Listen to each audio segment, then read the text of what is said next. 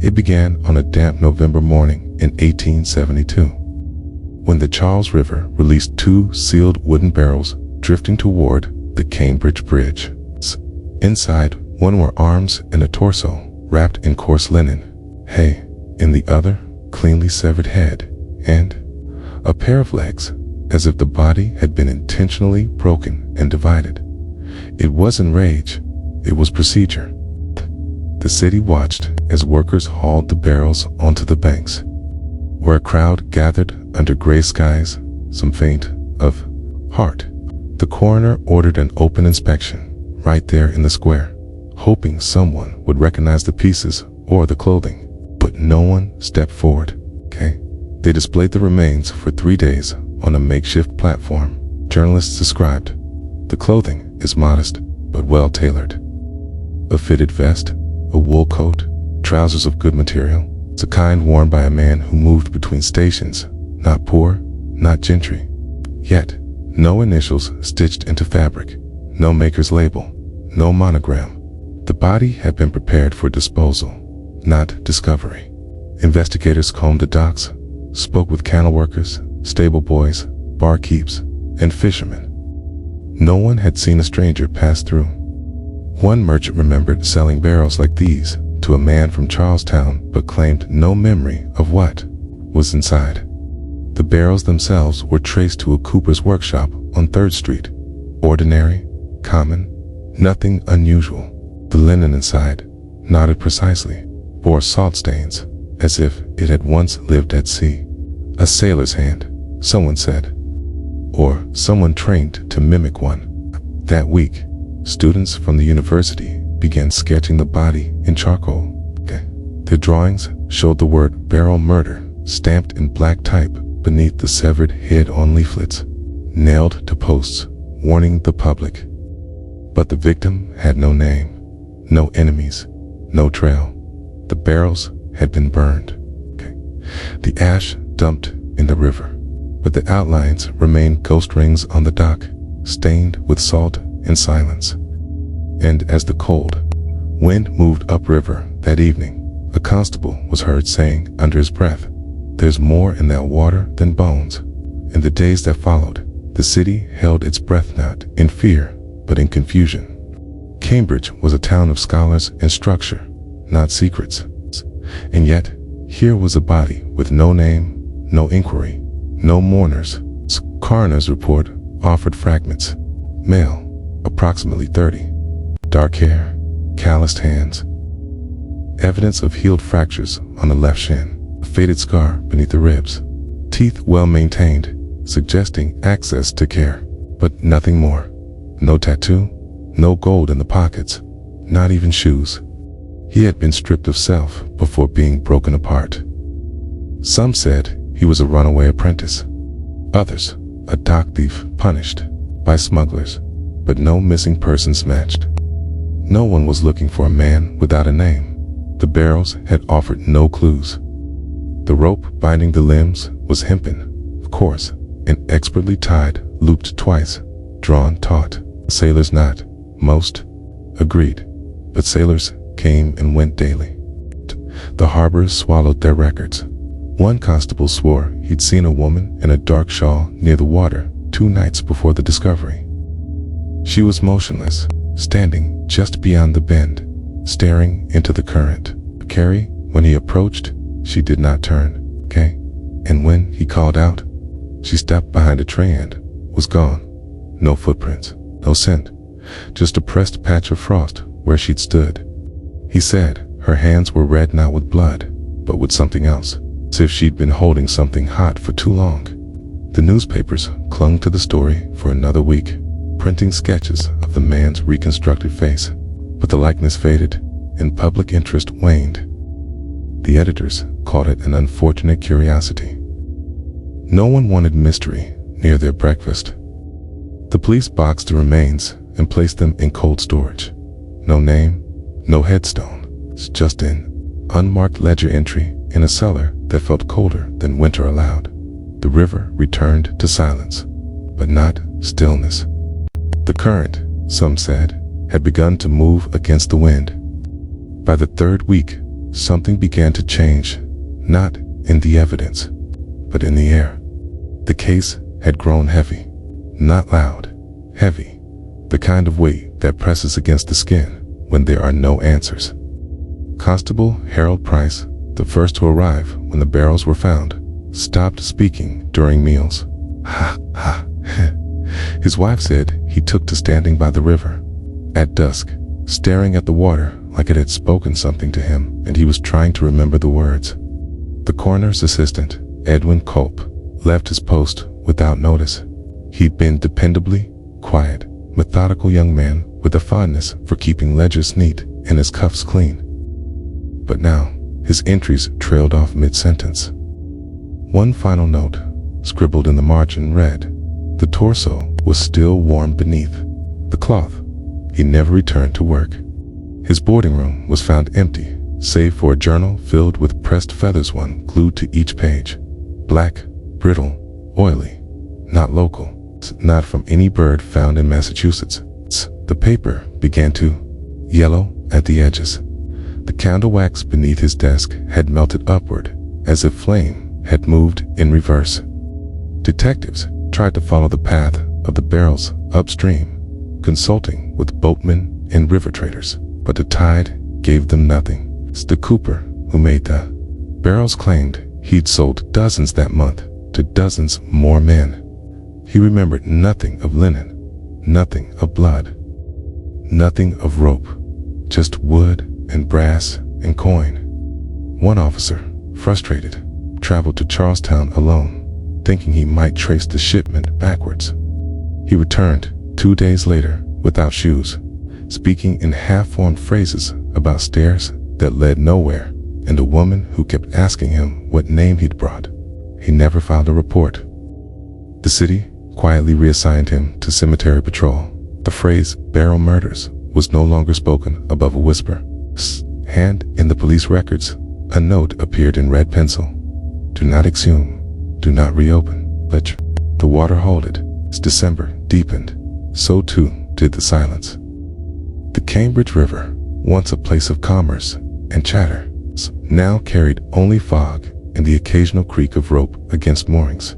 The townspeople began to walk wider paths around the water's edge, not out of fear of violence, but of something unspoken, something older than murder. In the coroner's office, the room where the body had been examined remained locked. Not officially, just ... mutually. The doorknob had grown cold to the touch, even when the stove in the next room blazed hot. A night janitor named Fenton claimed he saw a reflection in the glass that wasn't his, someone hunched, working, hands moving, though the room was still and dark. He resigned the next morning. On the outskirts of town, a preacher named Elijah Munn began delivering sermons about lost names and drowned sins. He'd been retired, they said, hadn't spoken from the pulpit in nearly 15 years. But now, each Sunday, he stood beneath the bare wooden rafters and spoke of a man cut into pieces, not by anger, but by instruction, a ritual, not a crime. His words stirred something in the old parishioners.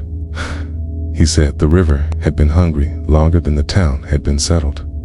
Said that barrels float when they're sealed tight. Said that tightness, that precision, was worship. When asked by the mayor to temper his message, Munn smiled and asked the mayor how often he dreamt of ropes. No complaint was filed. Meanwhile, the police quietly relocated the bones, not buried, not burned, moved to an underground room below the city's armory, boxed in iron and locked with 3 keys. The ledger entry simply read, "Contents removed, 'cause pending." But everyone who knew the truth stopped visiting that part of the building. One constable said he heard dripping down there, even when it hadn't rained in days. Another swore the door had shifted 2 inches open though. No keys had been turned, but one investigated, and the room was left alone, as if forgetting was safer than remembering too well. The snow came early that winter, but it didn't soften anything. It blanketed the rooftops, softened the edges of the graveyards, but never stayed long on the river. The Charles kept moving, always moving, the current slick and strangely warm to the touch. A group of children skating near the riverbank slipped and fell, claiming the ice had cracked in a circle beneath them. Not a line, a perfect ring. Their parents dismissed it, children's nerves stirred by rumor. But the constable, who checked the ice the next morning, found no marks of skates, no cracks, only a circle of scorched earth at the shoreline, as if heat had risen from below. That same week, a letter arrived at the Cambridge police station. No name, no return address.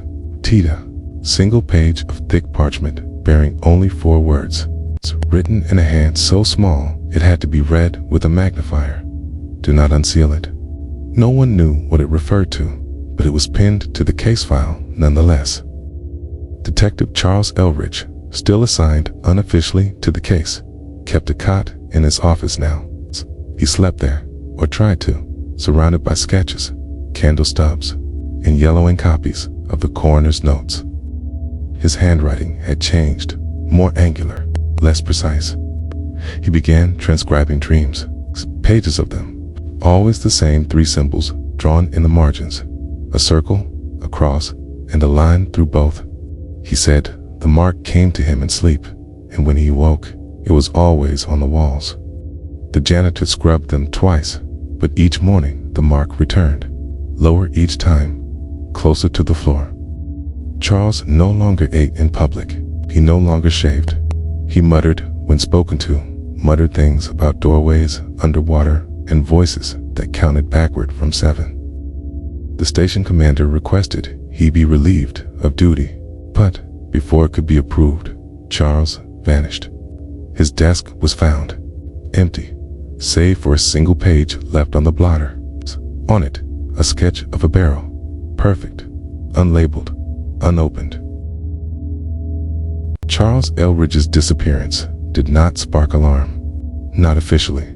His badge remained in the drawer. His reports, half finished, were quietly collected and boxed. But among those who had followed the case closely, a chill settled deeper than the snow. In the days after he vanished, a strange fog began to gather near the water's edge, thick but oddly precise. It hugged the same curve of the river each night, never drifting beyond it, as if held in place by something unseen. One morning, just before dawn, a baker's apprentice named Oliver claimed he saw a figure standing inside the fog, not moving, not shivering, just watching.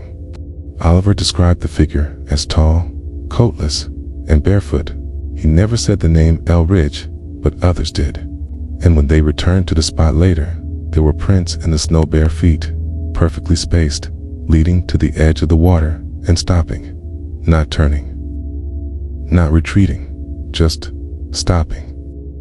The next night, a crow was found inside the vestibule of the city library, not dead, not injured, just standing on the marble floor, its eyes fixed on the portrait of Cambridge's founder. When approached, it did not fly. It only tilted its head once and let out a sound described as more like a cough than a caw. When the librarian tried to remove it, it collapsed not from force, but as if drained. The feathers around its chest had gone white, not frost, not ash, just white, as though it had been changed from the inside out. People spoke less of the barrels now. The term itself had become taboo, replaced by vague references to the incident or the river matter. The archives in City Hall, where the case files were kept, developed a leak, though no pipe was ever found. The leak only touched one cabinet. That cabinet held the original sketches of the severed limbs. By week's end, the papers inside had all curled in on themselves, edges browned like old leaves. They weren't wet, but they smelled of salt and copper, and the ink had bled not outward, but inward, as if the drawings had swallowed their own lines. By January, the cold should have claimed everything, but the river refused to freeze. While ponds across Massachusetts turned to glass, the Charles moved steadily, dark and undisturbed, as though something warm lay beneath. A group of university botanists studying local climate anomalies recorded strange temperature readings near the bank's readings that rose 3 to 4 degrees only within a narrow 30-foot curve of shoreline. When they returned the next day to double-check the data, their instruments no longer functioned. Compasses spun, thermometers cracked. One student refused to go back at all. He said he'd seen a face in the water not reflected, but looking up from below, pale and too still, with eyes that didn't blink. Meanwhile, the police remained silent. The department had stopped logging references to the case. Files were quietly archived. Those who had worked at Most Closely Elridge, Cope, even the clerk who had boxed the remains, had either left the city or disappeared. A new officer named Talent, unfamiliar with the case's weight, reopened one of the surviving boxes and found it completely empty, save for a single nail embedded in the wood. He removed the nail. That same night, he suffered a seizure in his sleep and did not wake. The coroner, a different man now, wrote the cause as unexplained neurological trauma, K. But the attending physician refused to sign the certificate, K said. The man's veins had darkened from within, as though ink had replaced his blood. Word of the barrel case began to take on the qualities of folklore. Shopkeepers referred to strange customers as river brought. Children played games where one child lay curled in a barrel while the others whispered riddles. The game was banned after a boy failed to speak for 3 days after his turn. His family eventually moved west, but the boy never spoke again. And, though the barrels were long burned, the memory of their shape remained. Neighbors claimed to hear the sound of wood scraping across cobblestones late at night. Always 3 knocks, then nothing, as if something forgotten was still trying to be let in. In early February, an archivist named Louise Arnett uncovered a sealed envelope deep within a drawer marked 1840 to 1870, maritime logs. The envelope was brittle and blackened at the edges, sealed with wax long dried to dust. Inside, she found a single parchment handwritten, dated 3 years before the barrel discovery. Kate read only, "It will arrive in pieces. It must not be reunited." No signature, no header. Explanation. At first, she assumed it was a misplaced letter from a religious tract or ship's record. But when she checked the ink under magnification, she noticed something unusual. The words had no fading, no blotting. They were fresh. And yet the paper was older than her own grandparents. She reported it to the city clerk, who advised her gently to forget it. That same night, the archives suffered a fire. Not a blaze, a smolder. Half a drawer of unrelated documents reduced to black husks. Louise's desk, however, remained untouched save for the letter, which had turned to fine ash. Nothing else burned. The city claimed it was caused by an oil lamp, though Louise swore she'd used electric light since autumn. No official investigation followed, but quietly, she began sleeping in her office. Not out of fear, but out of something she described in her journal as waiting. Meanwhile, the river seemed to pulse. The tides grew irregular. The fishermen refused to launch at dusk. And inside a brick warehouse, once used by the city as cold storage, strange patterns began to appear on the walls. First faint, like steam marks, then darker, circular, repeating. An inspector sent to assess a possible mold outbreak returned pale, trembling, saying he heard a voice humming without breath. When asked what it sang, he said it wasn't a song. It was counting, backward. Slowly, the warehouse was shuttered, then sealed, then torn down. But the ground beneath it remained warm for weeks after, and pigeons refused to land there. Even now, locals claim nothing grows on that patch of soil, not weeds, not moss, just silence, a tease, and sometimes a low knocking, like wood striking wood, coming from below. As spring approached, the mood in Cambridge did not lift. The snow melted, but nothing felt cleansed. The Charles River ran darker than before, its current sluggish in the morning, then violent without warning by nightfall. Old ferrymen said it moved like something beneath the water was breathing, slowly, with rhythm. The city council issued a statement claiming water levels were stable. Teas, but the fishermen knew better. Nets came up shredded. Oars dipped too deep. One man dropped a line and claimed it never struck bottom, not even after 200 feet of court. And the river in that place had never been more than 8. Meanwhile, reports of disappearances, quiet, unconnected, began to stack. Not townsfolk, outsiders, travelers. 2 scholars from Boston never arrived at their guest house. A drifter seen in the North Square vanished between taverns. A nurse from Lowell sent a final letter to her sister, describing a thick silence along the river that made her teeth ache. She was never found. The city kept no official list, but the pattern was clear to those who bothered to notice. Something was drawing people inward, pulling them into Cambridge, not to live, but to be lost. And still, no one mentioned the barrels.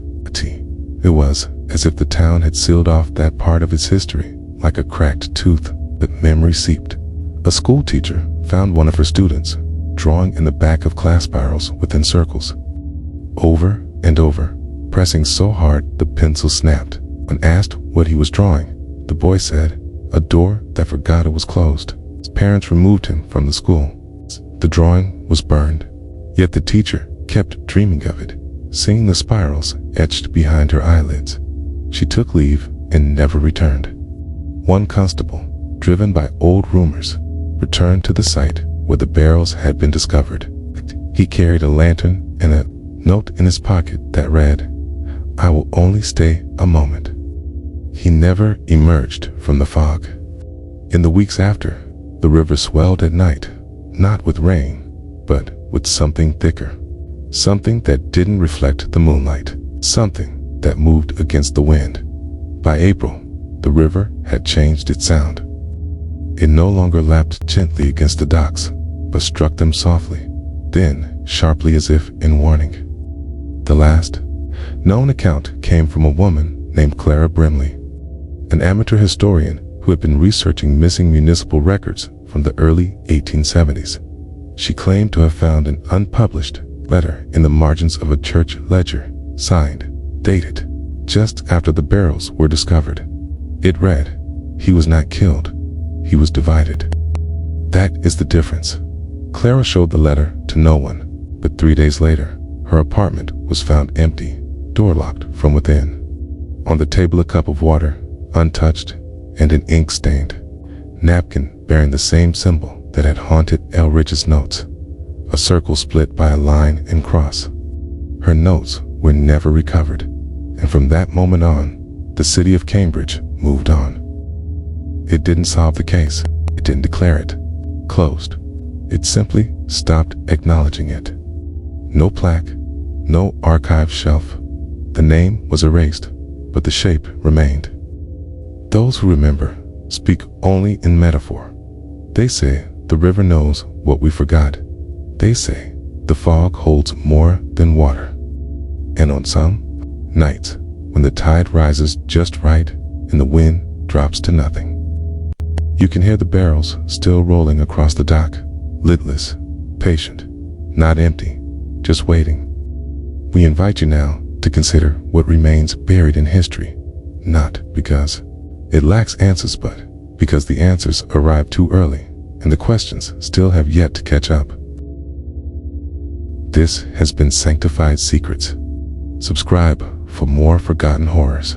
And remember, some stories don't end. They just sink.